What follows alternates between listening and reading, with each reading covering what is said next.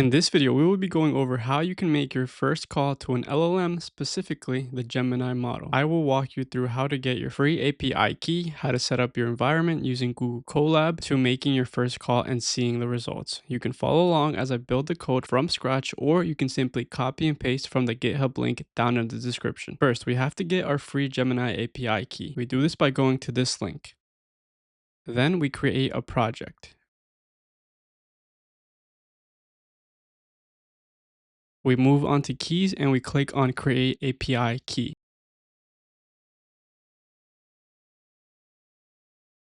Make sure to copy the key.